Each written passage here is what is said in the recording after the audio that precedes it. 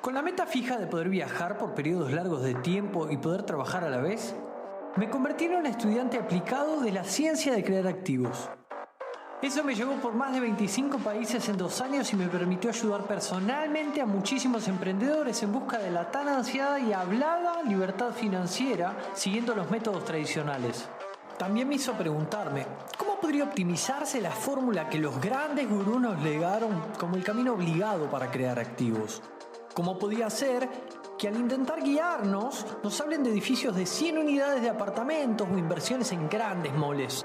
A personas que a duras penas, como yo cuando comencé, conservábamos $100 al mes. ¿Cómo podría contraerse esa línea del tiempo que separa a una persona desde que se decide hacerlo hasta conseguir lo que esa persona defina como libertad?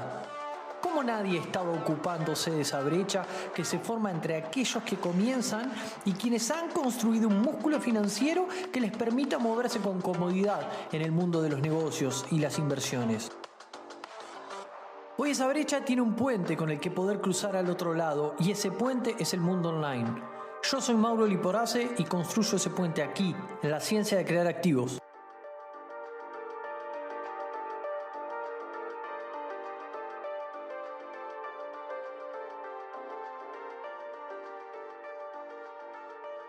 Hoy vamos a tener un tema crucial. Vamos a hablar de inversiones y vamos a hablar de interés compuesto.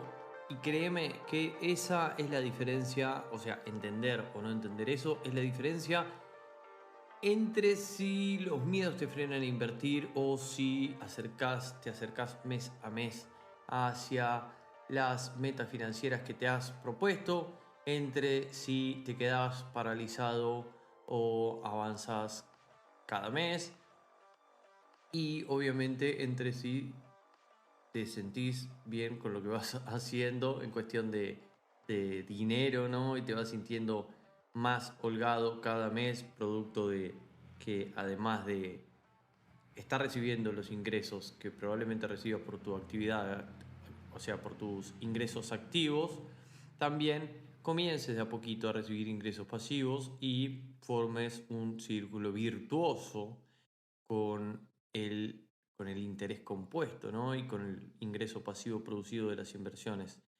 Así que sin más, quiero que escuches con atención este episodio de la temporada anterior, donde si estás al inicio y si estás recién comenzando a invertir, créeme que te va a dar algunas luces para que puedas hacerlo mejor y para que puedas hacerlo de una forma un poco más amena, fluida y divertida, ¿no? Así que, pero bueno, metámonos entonces en el tema de hoy. Y como es el primer episodio del podcast en el que hablamos netamente de inversión, vamos a repasar antes qué alternativas u opciones tenemos luego de que ya ingresamos dinero, gastamos, sabemos que conservamos dinero mes a mes, o sea, tenemos cash flow.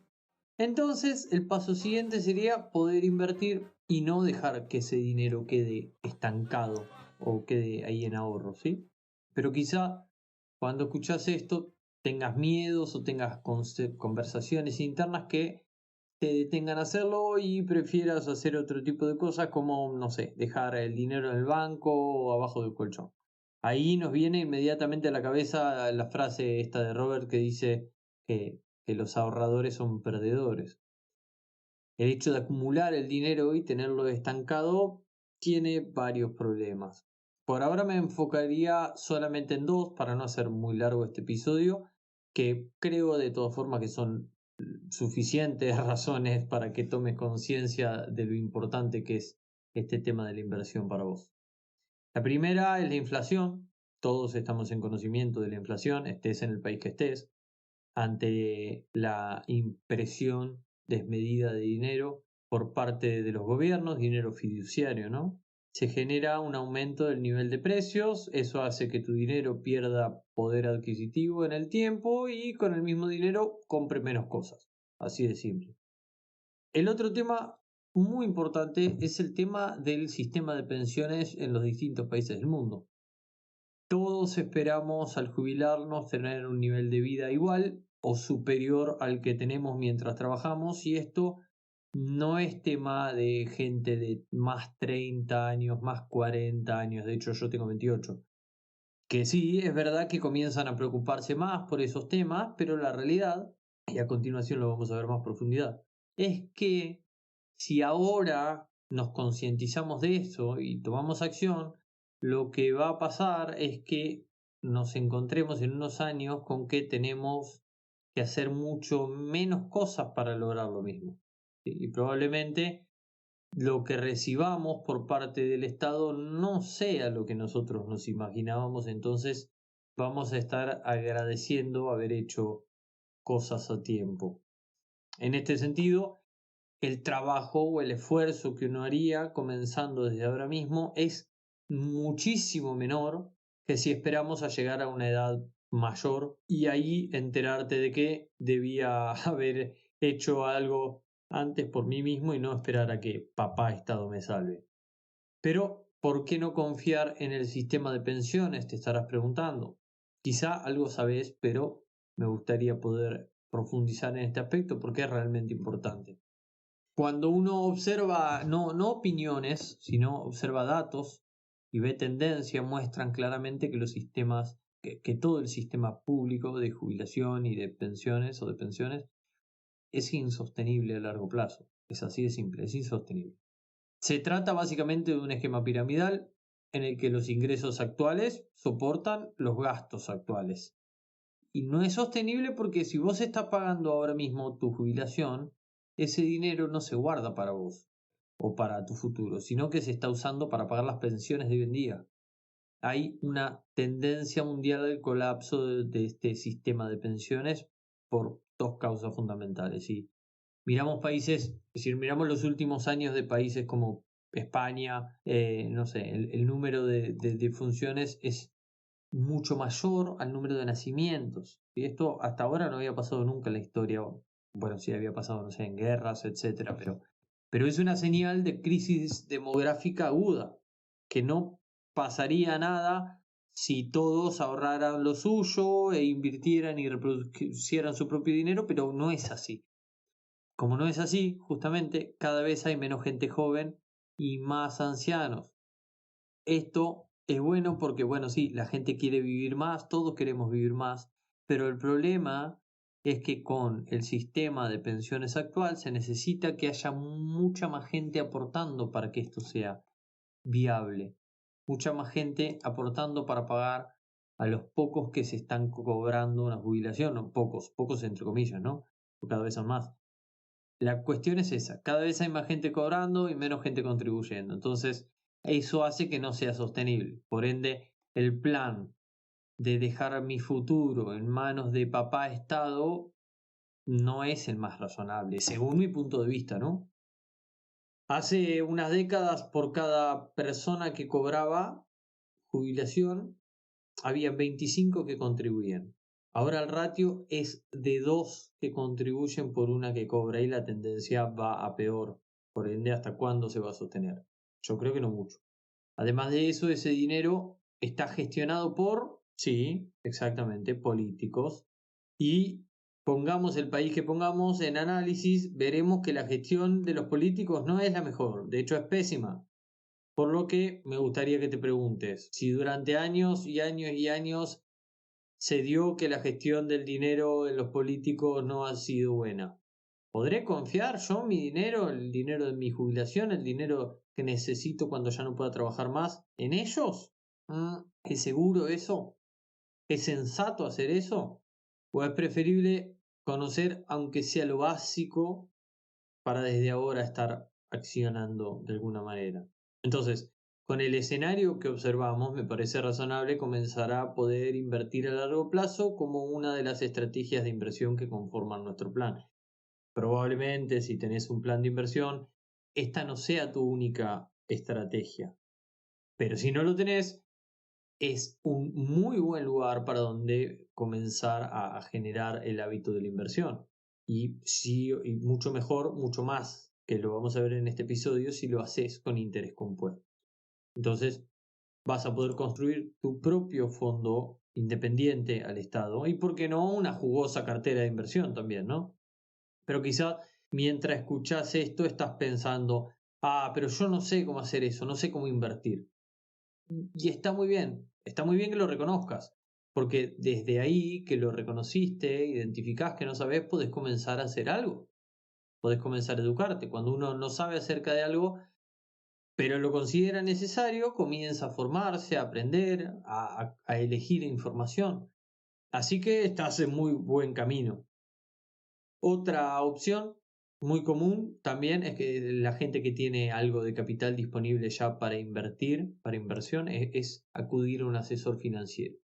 Cualquiera hayas leído cualquiera de los libros de la filosofía Rickstad, sabrás la posición frente a eso. Un asesor financiero es un autoempleado que al fin y al cabo cobra comisiones o cobra por la venta de servicios. Entonces, si yo voy a querer saber qué hacer con mi dinero, ¿bajo qué intereses esa persona me va a recomendar?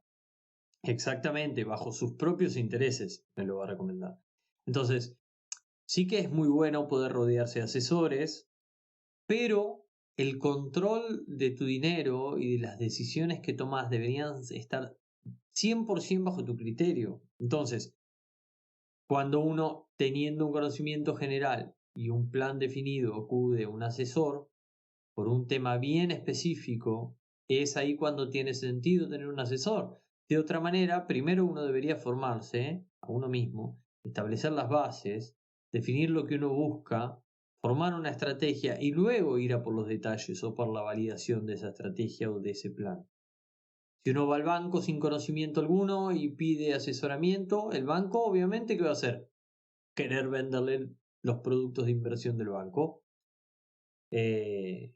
Eso es en sus intereses, no es los más apropiados a tu plan, son los que tienen ellos disponible en cartera. Otra de las cosas que podés estar pensando es acerca de que invertir es arriesgado y frente a eso tenemos cientos de parámetros que nos muestran que lo arriesgado es no invertir. Eso es lo que es realmente arriesgado. De hecho, si no lo has leído, te recomiendo que puedas leer el libro Second Chance o Segunda Oportunidad de Robert Kiyosaki, donde muestra esto de forma clarísima y te muestra gráficos y te muestra ejemplos, esto de que los ahorradores son perdedores o de lo trágico, digamos, de no invertir, de lo arriesgado de no invertir. En las inversiones está el factor de riesgo del que hablaremos en otro momento, en otro episodio, pero siempre Kiyosaki repite esto de que no existen inversiones riesgosas, sino que existen inversores riesgosos. Una inversión es riesgosa o no según los recaudos o la información que vos tengas como inversor. Recordemos que la inversión es lo opuesto a la apuesta. La inversión está directamente relacionada con la educación.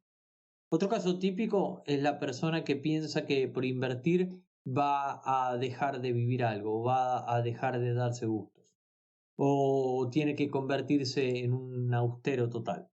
Realmente cuando se da esto, la persona dice frases como, no, hay que vivir la vida, o yo trabajo para ganarme el dinero y quiero disfrutarlo, y comparto totalmente lo de disfrutar, pero creo que una cosa no quita la otra. Justamente de eso se trata.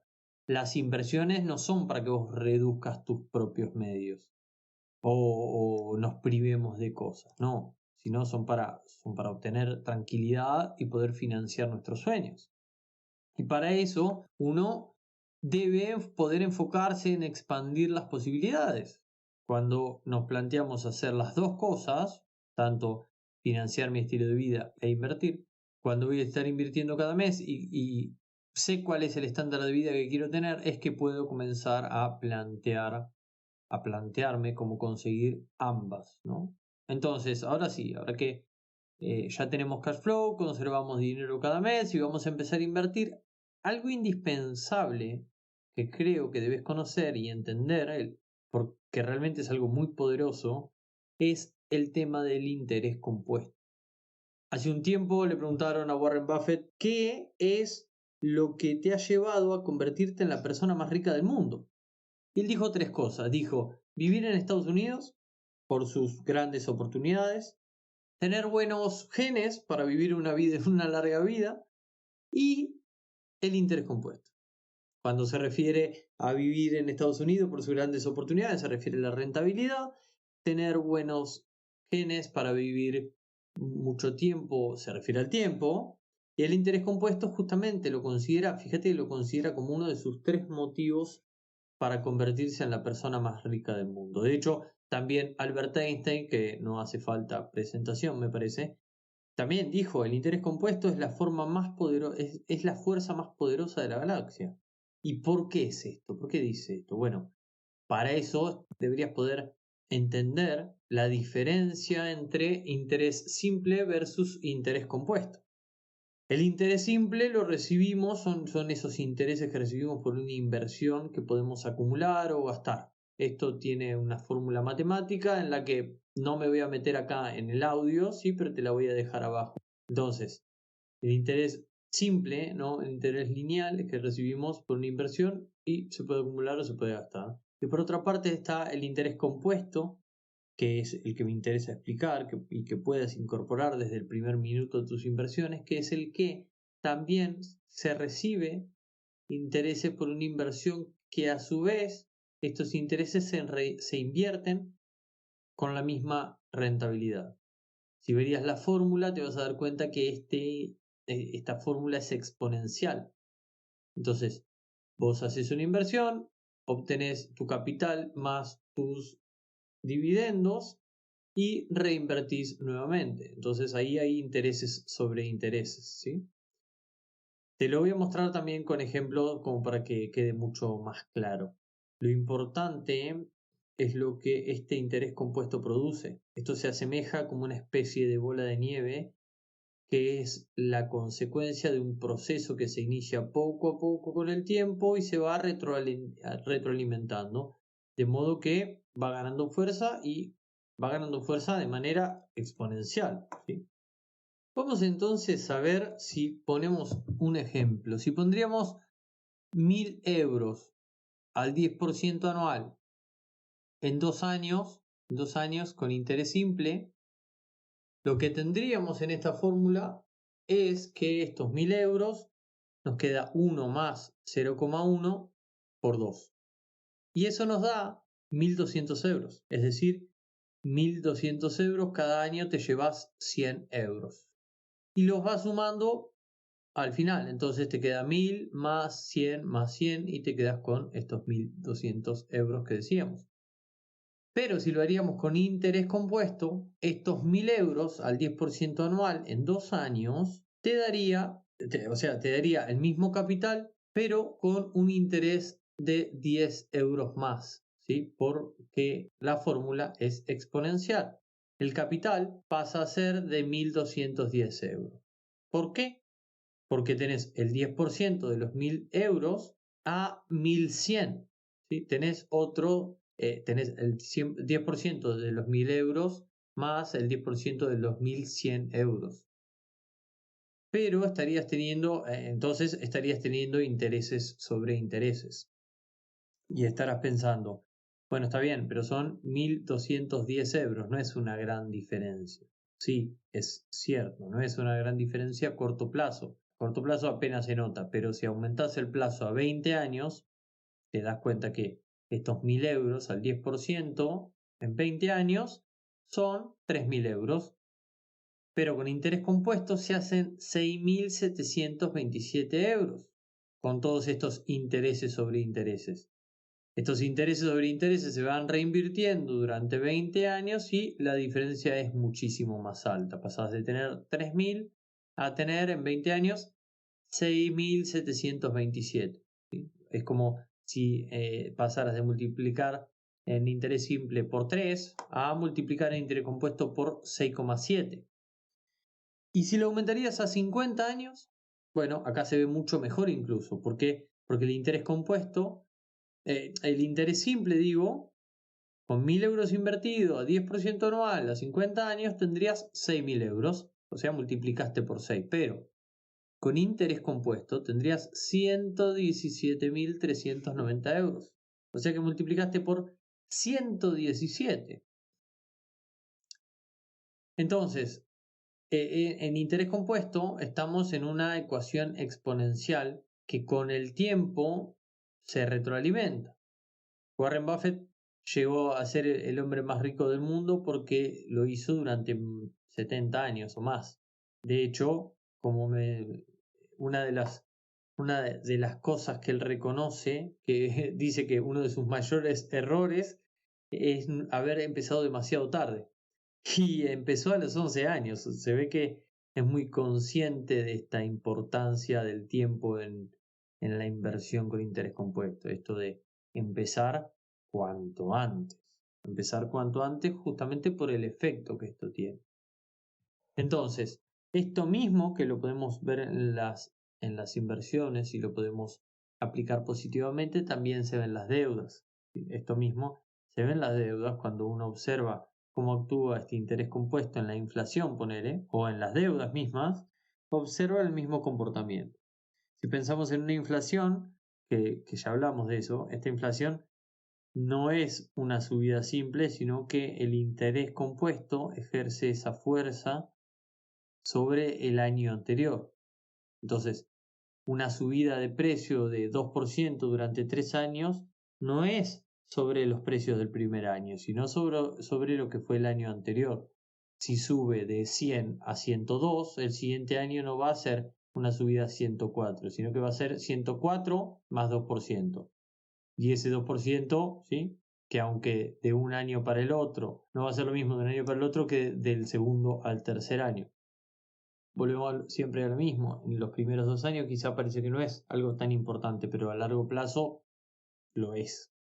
Entonces, con el interés compuesto, lo que parece pequeño, a mediano o largo plazo, se hace una pequeña bola de nieve que, si no invertís y dejas tu dinero abajo del colchón o en una cuenta bancaria, hay una inflación, en países que hay una inflación del 2%, que son pocos, en 5 años vos ya estás perdiendo más o menos un 9%. 9% de tu poder adquisitivo. Y eso que estamos hablando de países de 2%. En 50 años, con ese mismo plan, estarías perdiendo el 64% de tu poder adquisitivo. Es decir, ese dinero valdrá muchísimo menos. Y eso que, ya te repito, es una inversión bastante controlada. Imagínate que vos vayas al caso de Argentina, que nosotros tenemos un interés, una inflación de arriba del 40% anual. Esto es muy importante conocerlo porque temas como la inflación uno no la puede evitar, está ahí. Si uno conoce eso y después pasa a poner la inflación no se puede evitar, perfecto, pero las deudas sí. Ese mismo plan, eso mismo que acabamos de mostrar, ese mismo escenario se da en las deudas. Imagínate una deuda de una hipoteca a tipo fijo de un, no sé, 4%, que si vos pedís un crédito y lo vas devolviendo poco a poco, no sé, a 50 años tendría que pagar no solo el principal, sino unos intereses altísimos. Esa hipoteca durante 25 años con una casa que te vale 300.000 euros, pedís una hipoteca al 4% fijo, que 4% es bajo, aunque sea bajo, esos intereses en el coste de una casa, si lo dejarías y lo pagás de una vez al final, sería más del doble del valor de la casa. Pagarías, en vez de 300.000, pagarías 650.000 euros más o menos. Eso en el caso de una casa y un préstamo al 4%, ¿sí? Tenés que tener en cuenta que pagas muchísimo más. Tenés que saberlo, tenés que conocerlo.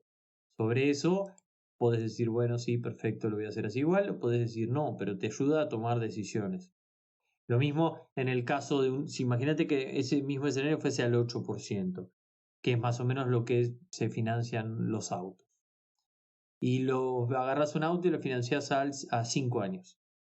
Si pagaras todo de una vez al final, lo que estarías pagando es más del doble de ese auto, ¿sí? Entonces hay que ver y hay que evaluar si tiene sentido o no. Entonces, este concepto es muy importante conocerlo tanto para las inversiones como para las deudas, tanto en positivo como en negativo, cuando gano como cuando pierdo. También para poder determinar y para poder decidir hasta cuándo o cuánto estoy dispuesto a perder, ¿no? O a dejar de ganar o a separarme en el tiempo. Ok. Acá 2 ejemplos de cómo el efecto del interés compuesto pueden irte en contra también. La inflación, como te digo, no la vas a poder evitar, pero las deudas sí. Y conviene evitarlas. a no ser de que estemos hablando de deuda buena y el monto de la cuota de esta deuda sea cubierta por alguien más. Ahí ya estaríamos hablando de una deuda buena. Pero bueno, para no estirar más este episodio que ya bastante hablamos.